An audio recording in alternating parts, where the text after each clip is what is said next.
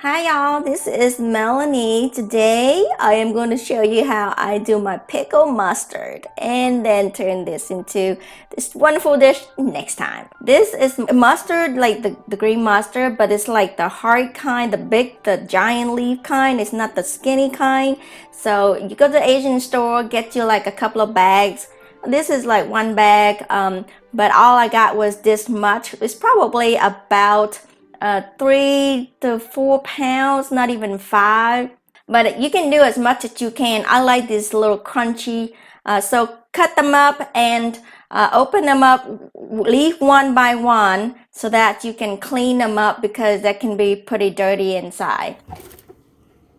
So cut away these bad pieces. Believe me, they ain't nothing perfect. Yeah. You get a bag of green mustard, and even when you open up inside these little baby leaves inside, got all covered up like this, there still can be the little rotten or messed up pieces inside or such. So nothing's perfect. You gotta look at and clean it up and cut away.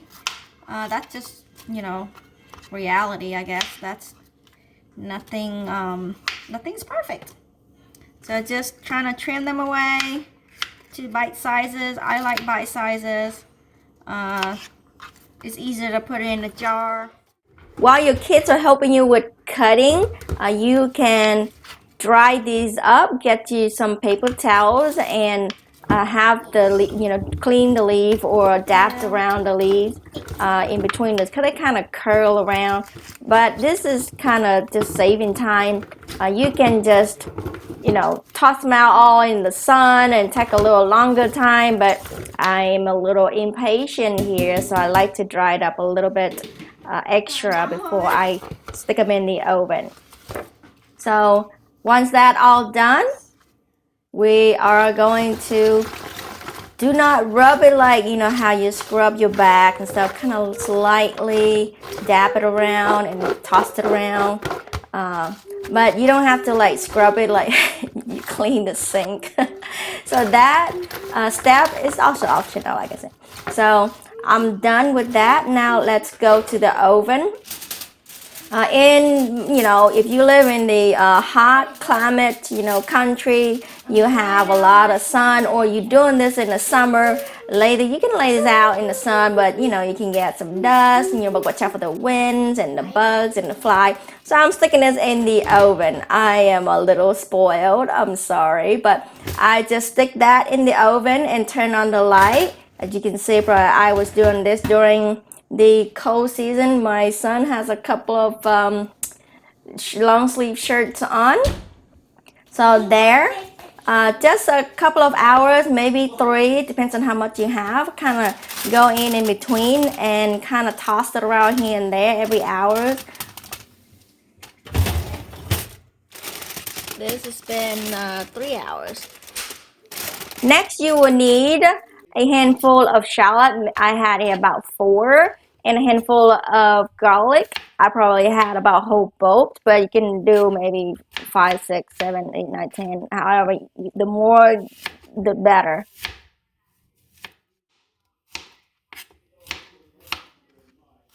And you get you a jar big enough. I only have a quart-sized jar. You can have them in a bigger jars.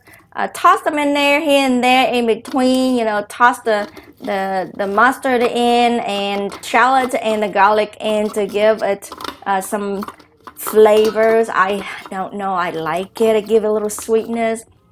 Garlic also good to kill bacteria.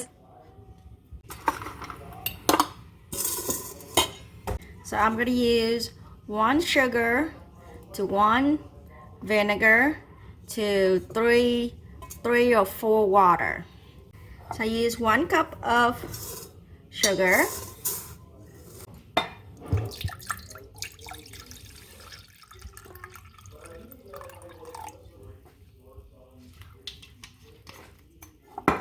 To 1 cup of vinegar and 4 cups of water.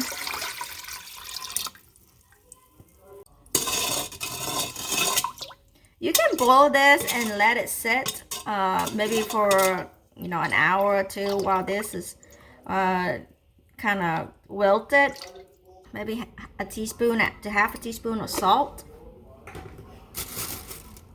Stir it up. So the thing is, if you're afraid that it's not enough, you can make a little extra because you can use this for the sweet fish sauce. You can squeeze some limes in there and add the fish sauce in there. And it's not gonna be going to waste. So give it a taste. A little sweet and a little sour. If you use white vinegar, then it's probably is much sour. So adjust the sugar so that it's not too sour. But if you like sour, it's totally fine. I love it.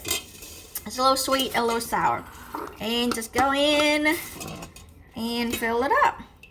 So continue to finish out filling all these up and tighten up with the lid. Make sure they're airtight. You can leave these on the counter for a few days to a week to let it start to get fermented and kind of sour up. Sorry.